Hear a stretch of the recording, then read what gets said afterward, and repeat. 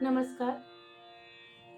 काल 2 भागामध्ये आपण प्रारंभिक परीक्षेसाठी गायनासाठी जे विद्यार्थी आहेत, त्या गायनाच्या विद्यार्थ्यांसाठी बंदिश आणि ताल बघितला होता. आणि मी कालच बोलले होते, की आता पुढचा व्हिडिओ असेल तो थेअरीसाठीचा असेल आणि थेअरीसाठी ज्या व्याख्या विचारल्या जातात, त्याच्यावरती आज आपण चर्चा करणार आहोत. हे माझे विद्यार्थी जे आहेत त्यांनाच मी प्रश्न विचारणार आणि त्या व्याख्या आपण ऐकणार आहोत.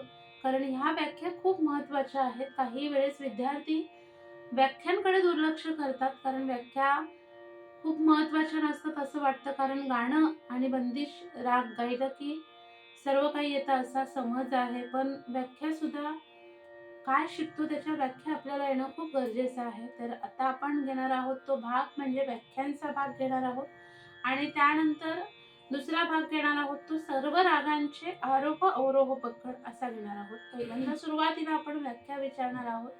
मोजक्याच व्याख्या आहेत पण त्या खूप महत्त्वाच्या आहेत आणि या व्याख्या कशा पद्धतीने पाठ करायच्या आणि सोप्या कशा करून ऐकायच्या याच्यावरती हा व्हिडिओ बनवण्यात आलेला आहे. पण आतापर्यंत व्हिडिओ तुम्ही ऐकले असतील तर त्याचा मराठी व्याख्यांचा व्हिडिओ ऐकला असेल. पण यावेळी आपण इंग्लिश, कारण आत्ताचं जे विद्यार्थ्यांचं सगळं जनरेशन चालू आहे, म्हणजे सगळ्या गोष्टी त्यांना इंग्लिशमध्ये लागतात, तर त्याच्यासाठी इंग्लिशमध्ये व्याख्या आणि मराठीमध्ये व्याख्या यासाठी खरंच हे उपयुक्त ठरणार आहे. ज्यांना मराठी येतं ते मराठी ऐकू शकतील, ज्यांना इंग्लिश येतं इंग्रजीमध्ये सगळ्या व्याख्या त्यांना पटापट पाठ होतील. तर त्याच्यासाठी इंग्रजीमध्ये माझी विद्यार्थिनी अमृता नायर व्याख्या सांगणार आहे. इकडे ह्या गौरी मॅडम बसलेल्या आहेत.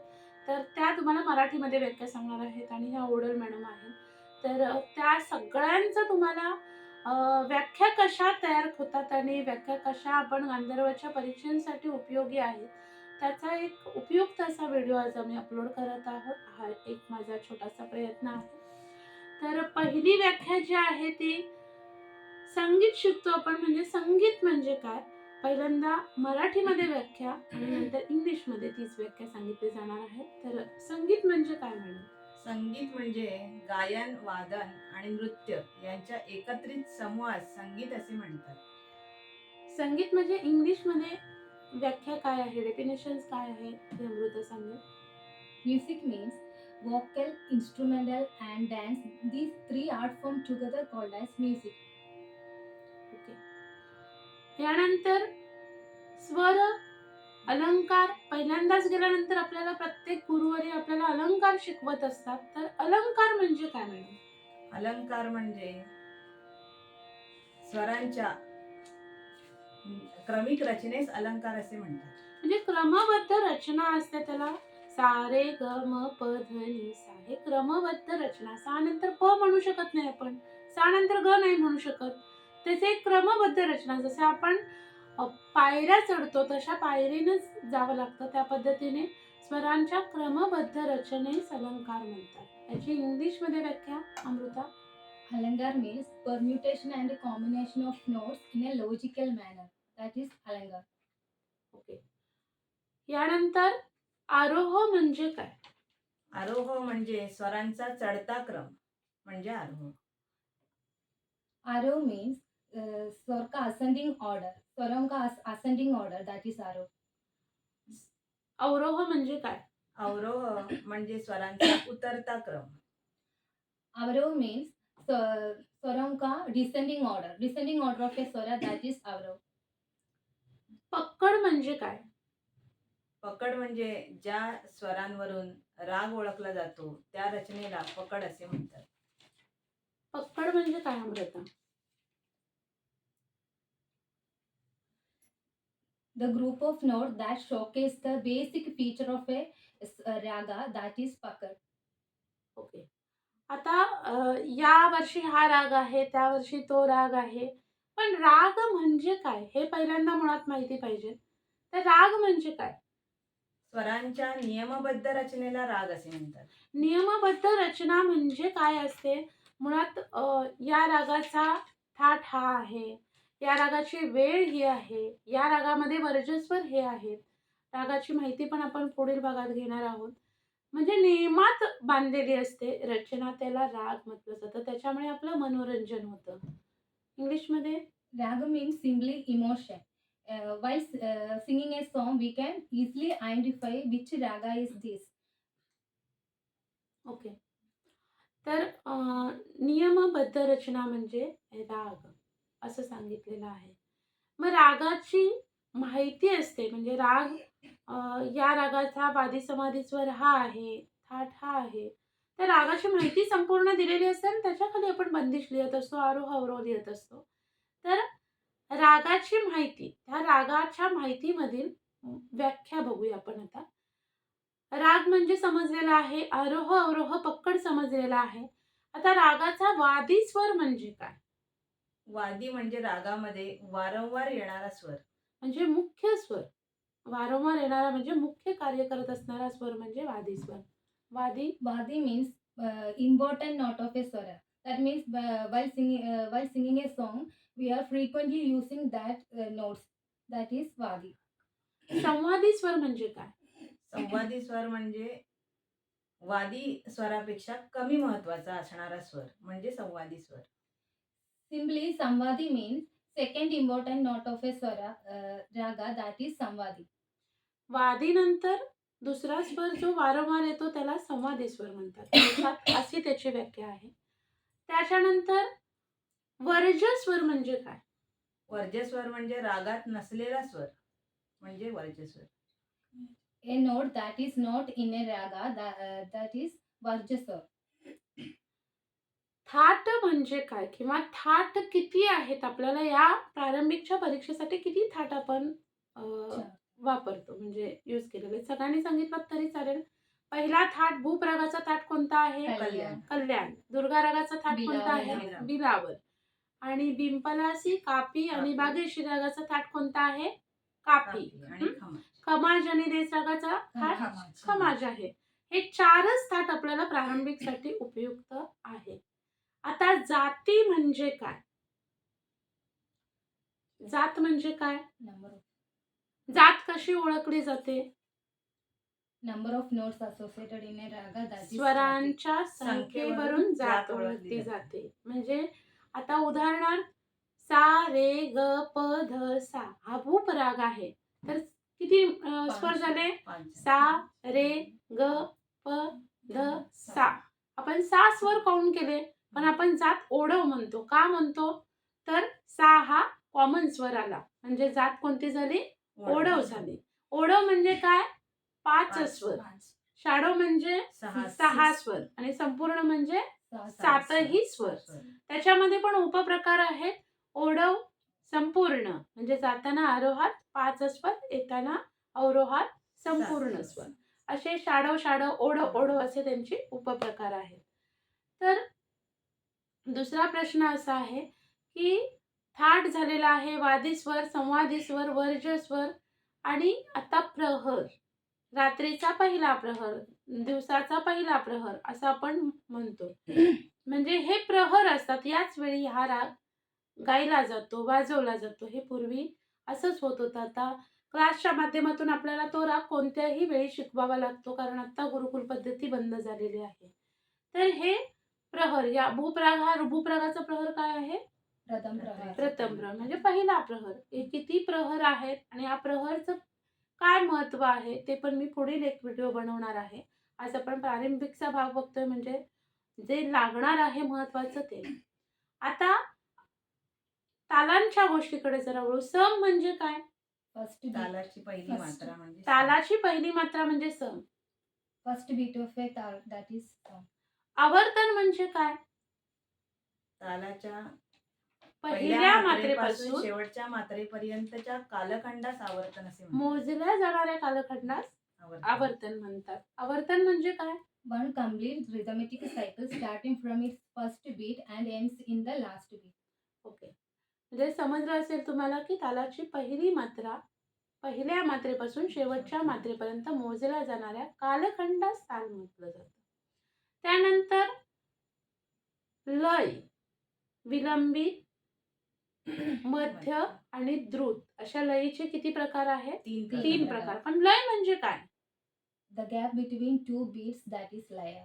लय लय म्हणजे म्हणजे गती, गती, जलद गती, द्रुत द्रुत गती, गती मध्यम. किंवा स्लो. म्हणजे आता आपण चालताना कसं चालतो, 1-2 चालतो. थोडंसं आपल्याला फास्ट जायचं असेल तर 1-2 आणखीन द्रुत जायचं असेल तर 1-2-3-4 1-2-3-4 असं फास्ट चालतं. असे लयचे 3 प्रकार आहेत. विलंबित, मध्य आणि द्रुत लय असे 3 प्रकार आहेत. खरं तर इतकी माहिती प्रारंभिकच्या विद्यार्थ्यांसाठी असणं खूप गरजेचं आहे. बरेच गोष्टी अजून आहेत. स्वर किती आहेत? 12 स्वर. 12 आहे. 12 स्वर आहेत. बरोबर? 12 स्वर कोणकोणते? सारेगमपधनिसा हे किती हे झाले? 7 स्वर. आणि त्यानंतर रेगधनी, कोमल आणि म तीव्र. म्हणजे त्याला काय म्हटलं जातं? या स्वरांना काय म्हटलं जातं? विकृत स्वर. विकृत स्वर. रेगधनी, म्हणजे सारेगमपधनिसा हे 7 स्वर शुद्ध आणि रेगधनी हे कोमल कोमल आणि म हा तीव्र. मग कोमल स्वर म्हणजे काय? कोमल स्वर म्हणजे काय? काय सांगता येईल? मूळ स्थानापासून काय करतात? आपली जागा हलवतात. त्याला काय म्हटलं जातं? कोमल. आता कोमल आणि शुद्धचा सुद्धा डेमो मी तुम्हाला दाखवणारच आहे. याला कोमल स्वर म्हटलं जातं. इतकी जरी तुम्हाला माहिती असेल तरी प्रारंभिकच्या विद्यार्थ्यांसाठी खूप माहिती आहे. बऱ्याच पुढच्या व्हिडिओमध्ये मी तुम्हाला अजून काही व्याख्या सांगणार आहे, पण एवढी माहिती पुरेशी आहे. तर आत्ता आपण एक 5 मिनिटांमध्ये षड्जपंचम कसा लावायचा आणि आता कोमल स्वर आणि तीव्र स्वर याचं थोडंसं बघूया आणि त्याच्यानंतर सगळ्या रागांचे आरोह अवरोहचा व्हिडिओ मी परत पुन्हा तुम्हाला बनवून देणार आहे. आता हा आपण काळी 5 लावलेला आहे. म्हणजे तुमच्या तानपुऱ्यामध्ये ए शार्प लावण्यात आलेला आहे. हा ए शार्प असणार आहे. तर कोमल स्वर आणि तीव्र स्वर पहिल्यांदा परीक्षेसाठी प्रारंभिकच्या परीक्षेसाठी षड्ज पंचम षड्ज लावा असा पहिला प्रश्न विचारला जातो. तर सा प सा पहिल्यांदा पेटीवरती घेणार आहे आणि तोच नंतर आपण तानपुऱ्यावरती घेणार आहे. काळी 5ची स्केल आहे. षड्ज पंचम षड्ज.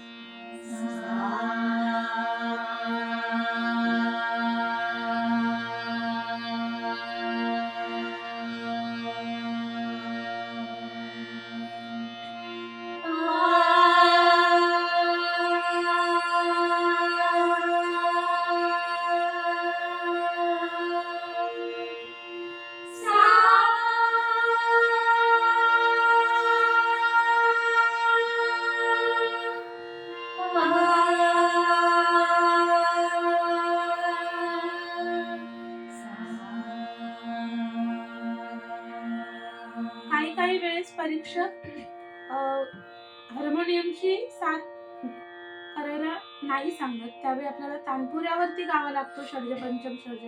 तर तानपुऱ्यावर सुद्धा गायचा कसा हे आपण बघूया. आता तानपुऱ्याचा आवाज येत असेल.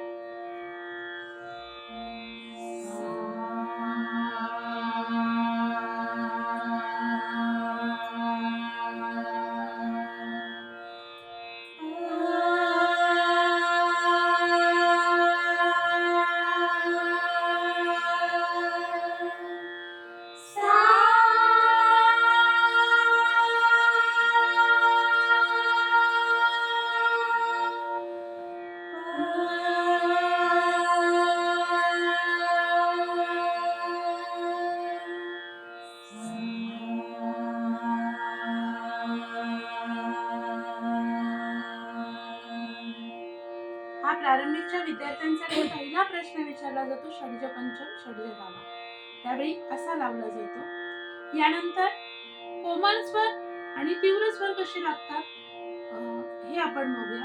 पहिल्यांदा सारे शुद्ध, मग सारे कोमल असे रेगधनी कोमल आपण कसे लावणार आणि मग तीव्र. याचा एक डेमो. शुद्ध लावायचा आहे पहिला.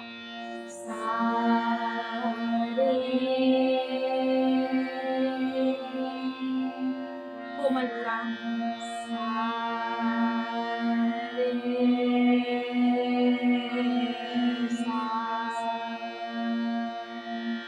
परत एकदा म्हणा सारे.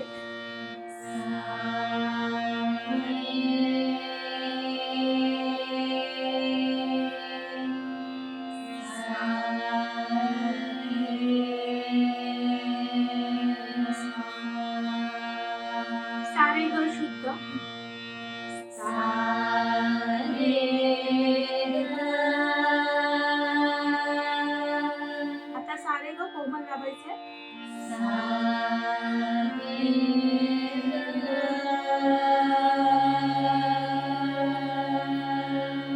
सा रे ग म.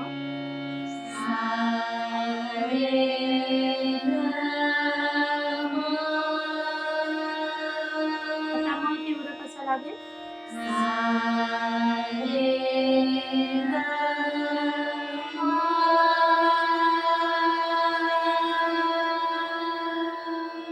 आता पंचम.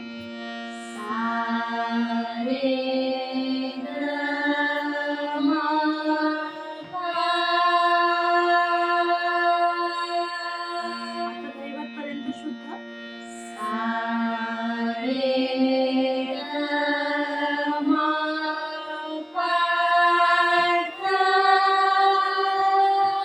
आता कोमल दैवत.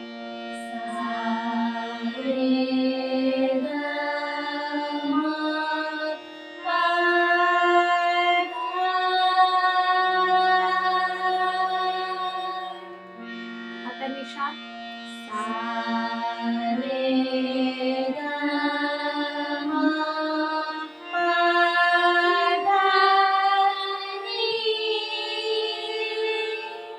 आता कोमल.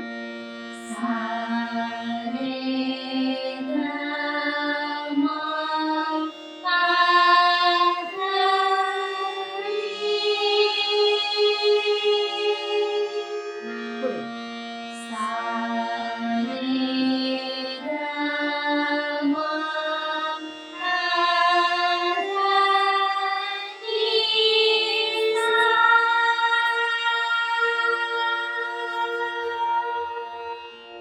हे मध्य सप्तकातले आपण स्वर दाखवलेले आहे.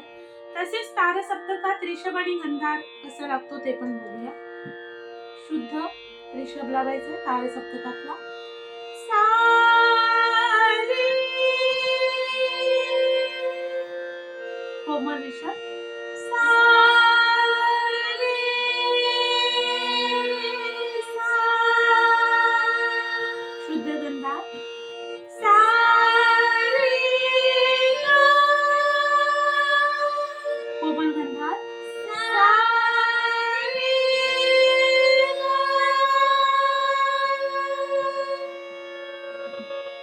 आपण तार सप्तकातले सुद्धा लावलेले आहे. आणि आज आपण पहिल्यांदा व्याख्या बघितल्या आणि त्याच्यानंतर जे 12 स्वर आहेत त्या 12 स्वरांचा कोमल आणि शुद्ध आणि मध्यम तीव्र कसे होतात याचा सुद्धा डेमो दाखवलेला आहे. यानंतर पुढील व्हिडिओ जो असणार आहे तो रागांची संपूर्ण माहिती आणि सर्व रागांचे आरोह अवरोह असणार आहेत. म्हणजे प्रारंभिकच्या सर्व रागांचे आरोह अवरोह असणार आहेत. हा खरंच अभ्यासक्रम तुम्हाला सर्वांना खूप उपयुक्त ठरणार आहे, कारण या गोष्टी खूप माहिती असणं गरजेचं आहे. त्याच्यानंतर प्रारंभिकची अंकपत्रिका सुद्धा कशा पद्धतीने असते ते पण मी एक दिवस डेमो दाखवणार आहे. आजच्यासाठी इतकाच व्हिडिओ आम्ही थांबवत आहोत. काही चुकल्यास क्षमा असावी. धन्यवाद.